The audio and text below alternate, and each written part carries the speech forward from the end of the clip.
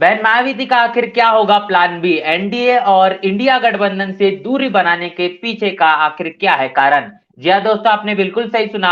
मैं हूं पराग मंत्र, आप देख रहे हैं नेशनल चौपाल। इस वक्त हम चर्चा कर रहे हैं इसी विषय को लेकर कि जिस प्रकार बहन मायावती के प्रेस वार्ता को लेकर बड़ा इंतजार था और लगातार तमाम लोग ये फिराक लगा रहे थे कि आने वाले तमाम गठबंधन के बाद में जो दूसरी बैठक होने जा रही है, इसमें बहन मायावती के माध्यम से बड़ी बातें कही जाएगी गठबंधन को लेकर। बहन मायावती के माध्यम से ये बात कही जाएगी कि वो भी बहुजन समाज पार्टी के माध्यम से आने वाले लोकसभा 2024 के चुनाव के मद्देनजर रखते विपक्षी दल की गठबंधन की बैठक में शामिल होगी या फिर वो गठबंधन के अंदर में शामिल होगी। तमाम बड़ी बातें लगातार लोग कह रहे थे, सुर्खियां यही बनी हुई थी। लेकिन जिस तरीके से बहन मायावती के माध्यम से जो प्रेस वार्ता की गई, इससे आप अंदाजा लगाया जा सक रहा है कि आने वाले लोकसभा 2024 के चुनाव के मद्देनजर रखते हुए बहुजन समाज पार्टी की तरफ से बहन मायावती का आखिर क्या दिशा निर्देश होंगे।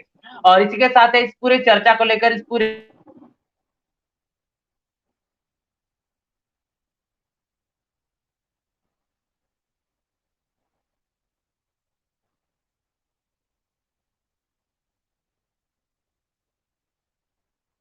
मैं सभी दर्शकों का स्वागत करता हूं। पराग शायद कोई टेक्निकल ग्लिच की वजह से उनका अभी जो स्क्रीन है वो फ्रीज हो गई है। जैसे कि आप सभी लोग जानते हैं कि जिस प्रकार से आज जो ये जो वार्ता हुई है और बसपा सुप्रीमो मायावती की ओर से प्रतिक्रिया आई है एक दिन बाद। मतलब कल जी एनडीए गठबंधन की मीटिंग हुई और फिर इंडिया गठबंधन की मीटिंग हुई और तमाम सारी चीजें हुई। और उसके बाद से प्रतिक्रिया जरूरी भी थी क्योंकि दोनों दलों में, दोनों गठबंधनों में और बहुजन प्रतिनिधियों कहीं भी नजर नहीं आ रहा था, तो बहुत जरूरी हो गया था कि बसपा सुप्रीमो इस मुद्दे पर कुछ बोलें, कुछ बात कहें। तो ऐसे में बसपा सुप्रीमो मायावती ने आज प्रतिक्रिया दी है और प्रतिक्रिया में साफ उन्होंने कहा है कि देखिए, हम किसी भी गठबंधन में नहीं है, हम अभी अलग हैं। और एक बात जो उन्होंने कही है कि मजबूत नहीं मजबूर सरकार चाहिए। तो इनका इशारा साफ है कि मायावती कहीं ना कहीं अभी भी मैसेज साफ दे रही हैं कि कांग्रेस को मैसेज साफ जा रहा है, कांग्रेस गठबंधन को, जो इंडिया गठबंधन है, कि देखिए, जी आप जो सरकार बनाएंगे वो मजबूर सरकार बनने जाएगी। और ऐसे में इशारा साफ है कि कांग्रेस के लिए, मतलब बसपा के लिए, एंट्री के लिए बसपा तमाम रूप से जब चुनाव लड़ेगी उसके बाद बाहर से या अंदर से किसी प्रकार से जब सपोर्ट करेगी किसी भी गठबंधन को, तो अपनी शर्तों पर करेगी। तो आज ये बात बसपा सुप्रीमो मायावती ने इस मामले में कही है। लेकिन जिस प्रकार से उन्होंने सबसे बड़ी अहम बात यह है कि जो कि दोनों दलों की ओर से चल रहा है, दोनों गठबंधनों की ओर से चल रहा है, इंडिया गठबंधन और एनडीए गठबंधन, कि कोई भी दलित प्रतिनिधि बड़ा, बहुजन प्रतिनिधि बड़ा इन दोनों दलों में नहीं है, दोनों धड़ों में नहीं है। तो ऐसे में ये बहुत महत्वपूर्ण हो जाता है कि जो देश का बहुजन वोटर है और जो बड़ी तादाद में है, वो वोटर किस ओर जाए, मतलब वो वोटर कहाँ जाएगा क्या। तो उसी को लेके बसपा सुप्रीमो मायावती ने आज ये बैठक की और अपना स्टैंड बिल्कुल क्लियर कर दिया कि आप हमको कम करके मत आकिए। ऐसा नहीं है कि अगर हम किसी भी गठबंधन के साथ नहीं जा रहे हैं तो हम कमजोर हैं। हम सरकार बनाने का, गिराने का और किंग मेकर बनने का पूरा जो कुव्वत है वो रखते हैं। और आगे आगे देखिए अभी क्या होता है। इस पूरे मामले को लेकर बसपा सुप्रीमो मायावती ने बात कही है। तो उन्होंने कहा है कि जो चुनाव हम लड़ने वाले हैं, अभी विधानसभा चुनाव की बात, जिसमें कहा कि बसपा जो है अकेले विधानसभा चुनाव लड़ने जा रही है, तमाम चीजें होने जा रही है। तो एक तरीके से ये मैसेज जो है ना, ये मैसेज विपक्ष को दिया गया है कि अगर आप बहुजन वोट चाहते हैं, तो आपको बहुजन वोट अगर चाहिए तो आपको बहुजन लीडरशिप को, बहुजन समाज पार्टी को गठबंधन में लीड करने का प्रतिनिधित्व देना होगा। और बिल्कुल देना होगा, ये बात मैं आपको मान सकता हूं कि बिल्कुल देना होगा। अगर हम देखें कि एनडीए के मुकाबले इंडिया गठबंधन जो है वो मजबूत थोड़ा नजर आता है क्योंकि उसके साथ बड़े दल हैं। और एनडीए में भाजपा सबसे बड़ा दल है, उसके आसपास जितने भी दल हैं सब छोटे छोटे दल हैं, सब रीजनल पार्टीज हैं। एक तरफ 38 दल हैं, एक तरफ 26 दल हैं। तो ऐसे में जो इंडिया गठबंधन यानी कि जो विपक्षी गठबंधन, जी पराग, आइए आप आइए। तो हम बात कर रहे थे पराग कि जी ये जो गठबंधन की बात चल रही है, इंडिया गठबंधन की, तो इसमें हम पहुंचे थे दर्शकों तक ये बात लेकर कि बसपा सुप्रीमो मायावती ने अपना एक स्टैंड रख दिया है कि आप बहुजन वोटर के बिना, बहुजन विचारधारा के बिना कोई नहीं जा सकता ना। इंडिया गठबंधन सरकार में आ सकता है, ना ही एनडीए गठबंधन सरकार में आ सकता है। तो कहीं ना कहीं इस चीज में कहीं ना कहीं बहुजन समाज पार्टी की ओर से मायावती ने ये संदेश दिया है कि किंग मेकर तो हम ही रहेंगे, और सरकार किसी की भी आए, मजबूर सरकार आएगी तो आप हमारे पास आएंगे और फिर हम आपको अपने लोगों के हिसाब से, अपने लोगों के हितैषी, मतलब आपसे कार्य करवा के सरकार में आपका समर्थन तब देंगे। लेकिन मायावती ने किसी भी गठबंधन में जाने की बात नहीं कही है। जी पराग, ओवर टू यू।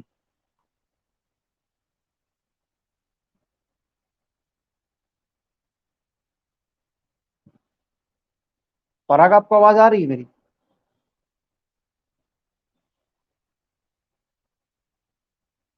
20 लाख रुपए पहुंचा। और जैसे कि एक अंदाजा लगाया जा रहा था कि बहन मायावती के माध्यम से तमाम गठबंधन को लेकर एक सकारात्मक का बयान आएगा, लेकिन उन्होंने साफ कर दिया है कि कांग्रेस का और भारतीय जनता पार्टी का दोनों का रवैया एक जैसा है, एक जैसा ही देखने को मिलता है।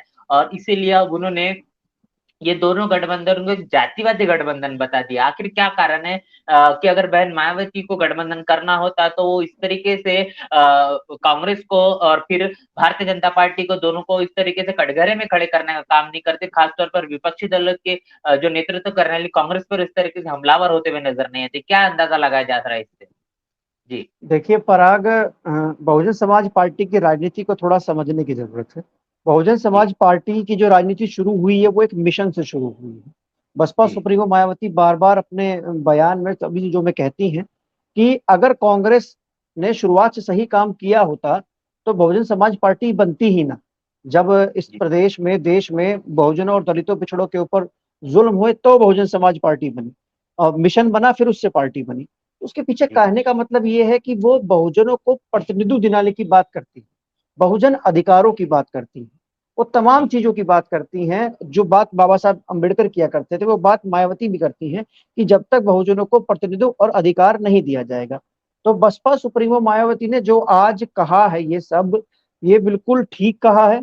और आप सभी लोग जानते हैं कि कैसे विपक्षी जो गठबंधन है वो चाहता है कि बसपा सुप्रीमो इस विपक्षी गठबंधन में आए, क्योंकि बिना बसपा सुप्रीमो के और बिना बसपा के जो बड़ा एक बहुजन वोट बैंक है, जिसमें दलित, अति पिछड़े और मुस्लिम वोट बैंक जो जी हैं, वो बिना बहुजन वोट बैंक के विपक्षी गठबंधन के पास नहीं जा सकता। खासकर उत्तर भारत के हिंदी भाषी जो क्षेत्र हैं, जैसे कि उत्तर उत्तर प्रदेश हो गया आपका, मध्य प्रदेश, राजस्थान, हरियाणा, उत्तराखंड, दिल्ली, पंजाब वाला जो क्षेत्र है, इसमें बहुजन समाज पार्टी अच्छी पकड़ रखती है। तो आज बसपा सुप्रीमो ने साफ कर दिया, कहा कि देखिए, दोनों ही दलों में आप दलितों को, पिछड़ों को, मतलब बहुजनों को प्रतिनिधित्व नहीं दे रहे हैं, और हम्म ऐसा काम नहीं चलेगा।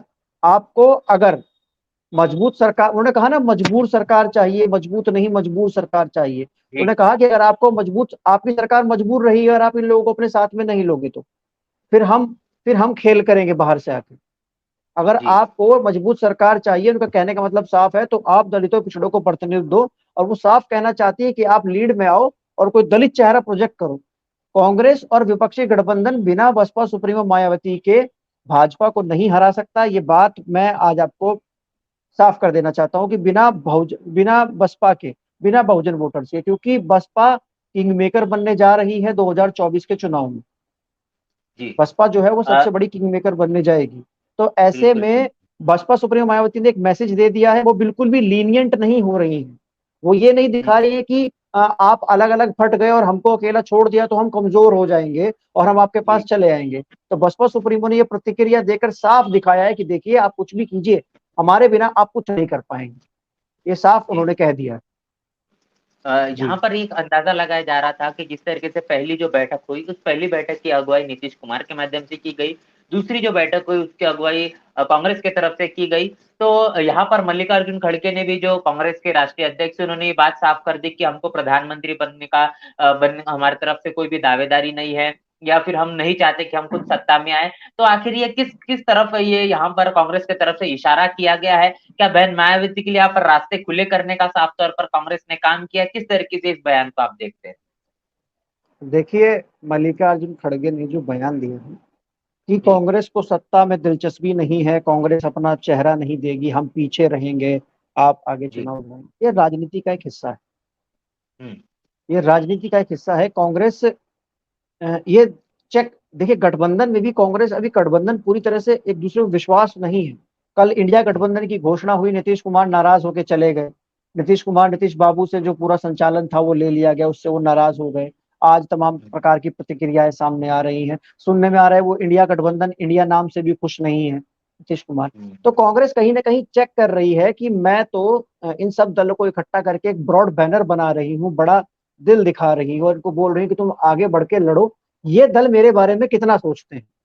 दरअसल कांग्रेस और वो चीजें, इस चीज को चेक किया जा रहा है। दूसरी बात, जयंत चौधरी अखिलेश यादव उत्तर प्रदेश से रिप्रेजेंट करने के लिए इंडिया गठबंधन में बेंगलोर पहुंचे। जयंत चौधरी और अखिलेश यादव के खास मित्र जो हमेशा उनके साथ हर मंच पर नजर आते हैं, अपने आप को दलित और बहुजनों का बड़ा नेता कहते हैं, चंद्रशेखर आजाद रावण। चंद्रशेखर आजाद रावण के भरोसे उत्तर प्रदेश में जयंत चौधरी और अखिलेश यादव बहुजन वोट बैंक लेना चाहते हैं, बसपा का वोट बैंक लेना चाहते थे। लेकिन जब विपक्षी गठबंधन में जाने की बात आई और वहां पे भी एक बहुजन वोट बैंक का नेता होना चाहिए, बहुजन लीडर होना चाहिए, कोई नहीं है वहां पे, तो चंद्रशेखर आजाद को साथ नहीं ले गए। ऐसा क्यों? सबसे बड़ा सवाल ये है कि चंद्रशेखर आजाद से दूरी क्यों बनाई जयंत चौधरी और अखिलेश यादव ने? क्योंकि वो जानते हैं कि चंद्रशेखर आजाद अब उनको बहुजन वोट बैंक नहीं दिला सकते, जो बसपा का वोट बैंक नहीं तोड़ सकते। तो ऐसे में अब जब वहां बेंगलोर में पहुंचा गया और बेंगलोर में चंद्रशेखर आजाद नहीं गए, तो कांग्रेस बसपा सुप्रीमो मायावती के ये मैसेज नहीं पहुंचाना चाहती कि देखिए हम आपकी जगह चंद्रशेखर को लेकर आ गए।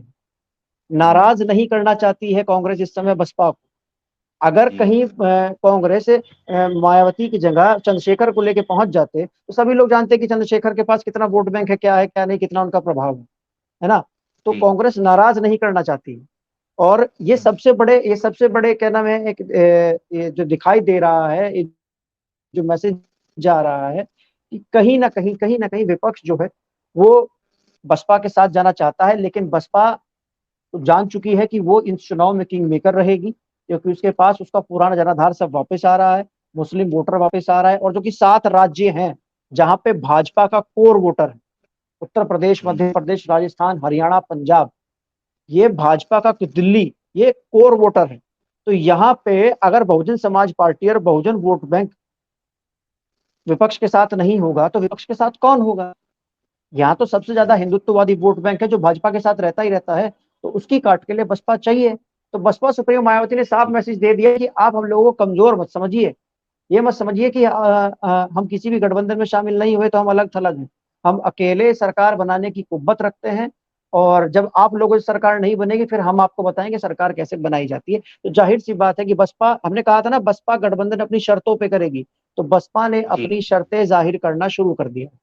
जी जी, ये हम लगातार ये देखते हैं कि जब भी गठबंधन की बात होती है तो इतिहास ये गवाह है कि बहुजन समाज पार्टी अपने ही शर्तों पर ही गठबंधन करती है। एक कमेंट काफी अच्छा यहाँ पर देखने को मिल रहा है वीरू दास के माध्यम से, उसको हम लेते हैं। पिछले दलों में दलित मुस्लिमों के नेता कहाँ है, हम इसलिए जातिवादी बोली है। तो यहाँ पर सवाल यहाँ पर उठाया गया है कि दलित और मुस्लिमों की जो भागीदारी, ये कहीं ना कहीं इंडिया इस गठबंधन के अंदर में देखने को नहीं मिली, इसीलिए कहने की बहन मायावती ने इसको जातिवादी कहा है। कितना सही मानते हैं इसे? यार बिल्कुल बिल्कुल, ये बात हम बिल्कुल सही मानते हैं। देखिए, पिछली बार जब पटना में मीटिंग हुई तो अखिलेश यादव अपने साथ किसी भी मुस्लिम नेता को लेकर नहीं गए, किसी अति पिछड़े नेता को लेकर नहीं गए। हमारे संपादक सर सैयद कासिम ने इस बात को उठाया, ये बात अखिलेश यादव शायद उन तक पहुंची भी हो। तो अखिलेश यादव इस बार जब गठबंधन में गए तो अपने साथ एक मुस्लिम चेहरा, एक अति पिछड़ा चेहरा, ये सब साथ लेके चले गए, है ना। जी। तो ऐसे ही तमाम चीजें हुई। और इस गठबंधन में जो दलित चेहरा नहीं है, जो बहुजन चेहरा नहीं है, और मुस्लिम चेहरा भी नामचारे को ले जाया गया, क्योंकि अखिलेश यादव जान चुके हैं कि उत्तर प्रदेश का मुसलमान अखिलेश यादव के साथ नहीं है। ये बात अखिलेश यादव अच्छे से भली भांति जान चुके हैं। और वो मतलब अखिलेश यादव जो है वो दोहरी राजनीति करते नजर आते हैं। वो कहीं मैसेज दे देंगे कि मैं आजम खान के साथ हूं, उनके साथ बैठकर आम खाएंगे, लेकिन जब उनकी सुरक्षा वापस ले ली जाएगी तो एक ट्वीट तक नहीं करेंगे, है ना। मुस्लिम नेताओं के लिए खड़े नहीं होंगे। तो मुसलमान जो वोटर है उसके अंदर एक मैसेज जा चुका है। और दलित वोटर जो ये सब लोग सोच रहे थे चंद्रशेखर हमारे पास लेके आए, वो नहीं लेके आ पाए।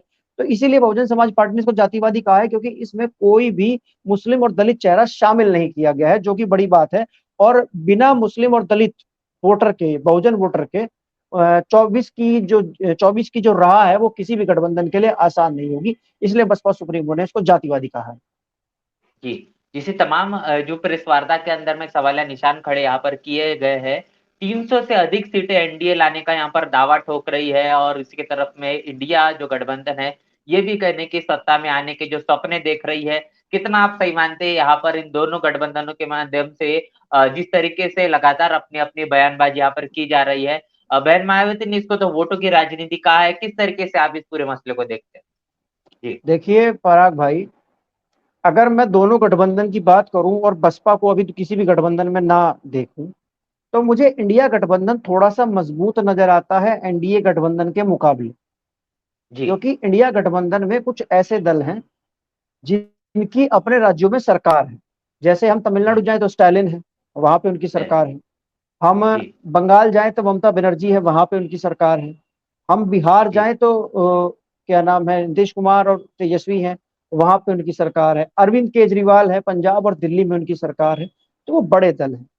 और एनडीए के मतलब एनडीए के साथ जो दल हैं वो छोटे दल हैं। जैसे ओम प्रकाश राजभर 6 सीटें उनके पास है ना।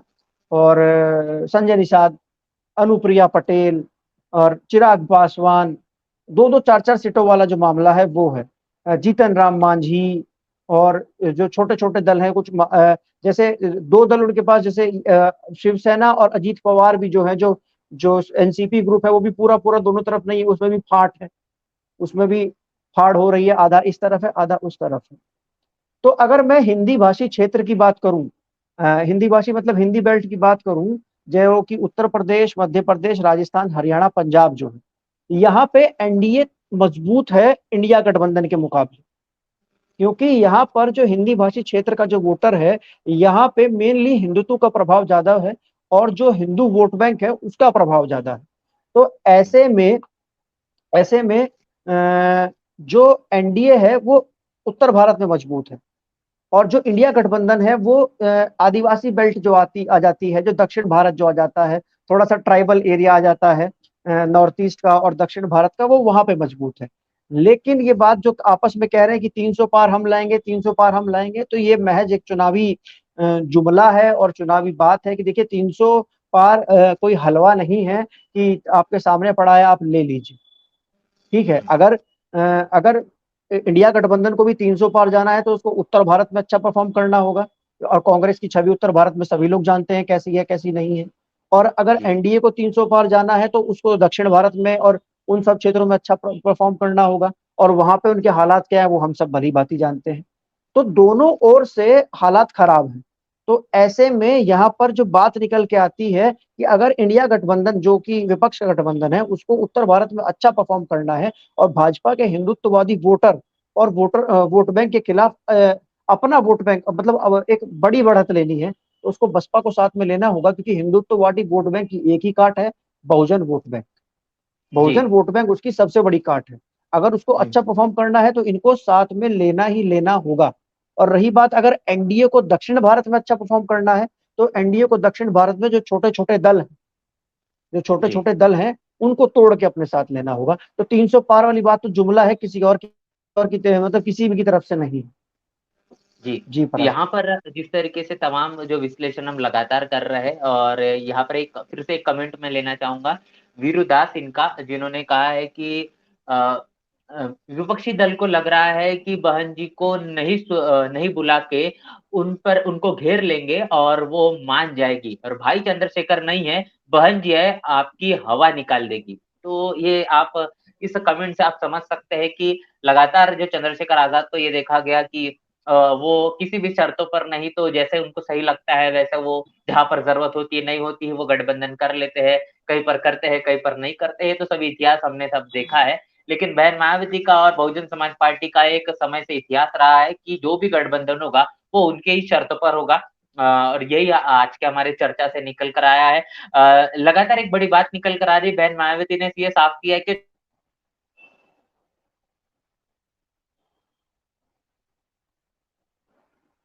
जी किसी भी तरीके का कोई गठबंधन को नहीं करने की बात की है। इसकी क्या बड़ी वजह आप मानते हैं?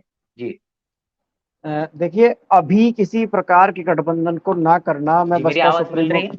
हाँ, आपकी आवाज मिल रही है। अभी किसी प्रकार के गठबंधन में जाने की बात ना करना, मैं इसको समझदारी मानता हूँ। और बसपा सुप्रीमो ने, देखिए, उन्होंने ये जो बयान जी आज दिया है, जो बातें आज कही है, हम कहते आ रहे हैं कि अपने शर्तों पे गठबंधन करती है। तो उन्होंने अपनी पहली शर्त रख दी है कि जो भी अपने गठबंधन में दलितों, पिछड़ों, बहुजनों को प्रतिनिधित्व देगा, हम हाँ उसको मजबूत कर सकते हैं। जी ऐसा कहा नहीं है, लेकिन उनके बयान से निकल के आता है कि अगर आप प्रतिनिधित्व देंगे तो कर सकते हैं। प्रतिनिधित्व देने का मतलब क्या है कि आप प्रधानमंत्री पद का चेहरा घोषित करो। जी साफ कहने का मतलब ये है कि आप हमको लीड करने दो। तो हम्म, बसपा सुप्रीमो शुरुआत से ही अपनी शर्तों पे जानी जाती हैं। ये भाजपा के साथ सरकार बनाती हैं, 4-4 बार सरकार बनाई, जब शर्तें समझ में नहीं, सरकार गिरा देती। तो ये सरकार गिराई इन्होंने। तो ये दृढ़, ये इसी इन्हीं निर्णयों की वजह से जानी जाती है कि, और ये बात विपक्ष भी जानता है कि मायावती को झुकाना आसान नहीं है। मायावती को झुकाया नहीं जा सकता। मायावती अपनी शर्तों पर रहती है। वो अब कभी भी अपनी विचारधारा से कॉम्प्रोमाइज नहीं करेंगी। भले ही वो एक सीट पाएंगी चुनाव में, लेकिन अपनी हाँ विचारधारा से कभी कॉम्प्रोमाइज नहीं करेंगी। और ये बात, और यही सबसे बड़ा कारण है कि जो बहुजन वोटर है वो मायावती के साथ अभी भी है। यही सबसे बड़ा कारण है। ये बात विपक्ष भी जानता है। ये बात जी विपक्ष भी जानता है कि अगर किसी दल के पास सबसे लॉयल वोटर है तो वो बसपा के पास है। और इसी वजह से वो, उन्होंने अभी शामिल किसी को नहीं किया, लेकिन सीट खाली, जगह खाली रखी। किसी को जी जो बहुजन चेहरे के नाम पे किसी को शामिल नहीं किया गया गठबंधन में। इस साफ मैसेज जाता है कि विपक्ष तो चाह रहा है गठबंधन करना, लेकिन बसपा सुप्रीमो मायावती अपनी शर्तों पर गठबंधन करती हैं। और वो अपनी शर्तें धीरे धीरे सामने रख रही हैं। और जिस दिन उनकी शर्तें पूरी हो जाएंगी तो शायद हमको देखने को मिले कि गठबंधन हो। जी। जी जिस तरीके से पंजाब और हरियाणा को लेकर भी तमाम बड़ी बातें बहन मायावती ने की है, इसको लेकर आप क्या अपना नजरिया रखते हैं कि आखिर पंजाब और हरियाणा के अंदर में बता दें कि शिरोमणि अकाली दल का तो पहले से ही बहुजन समाज पार्टी से गठबंधन है। हरियाणा के अंदर उन्होंने रीजनल पार्टी को लेकर तमाम बड़ी बातें की, इसको लेकर आप क्या अपना नजरिया रखते हैं? जी देखिए, हरियाणा में हरियाणा जो राज्य है, हरियाणा में एंटी कम्बेंसी बहुत ज्यादा है वहां की तत्कालीन भाजपा सरकार के खिलाफ। जी और हरियाणा के लोगों को एक ऑप्शन चाहिए।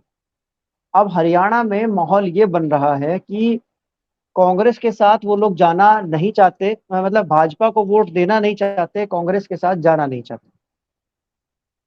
मतलब ये हालात ये बन गए कि कांग्रेस के साथ वो लोग भाजपा को वोट देना नहीं चाहते, क्योंकि भाजपा का काम, एंटी कम्बेंसी इतनी है, बेरोजगारी इतनी है।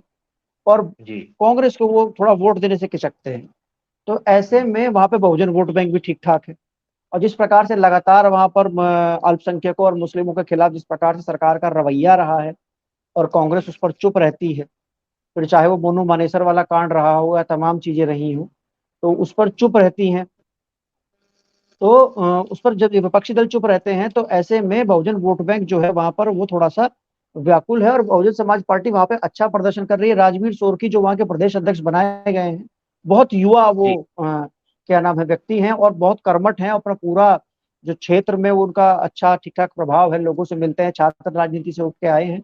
और बहुजन समाज पार्टी वहां अपने कैडर को मजबूत कर रही है। और बहुजन समाज पार्टी वहां छोटे छोटे दलों को साथ में लेके गठबंधन करेगी, और उसका फायदा उनको मिले। क्योंकि देखिए, बहुजन वोट बैंक हर प्रदेश में हिंदी भाषा में, हिंदी भाषी में, जब हम्म, बसपा उन प्रदेश में मजबूती से चुनाव लड़ती है तो वो वोटर जो है वो बसपा को मिलता है।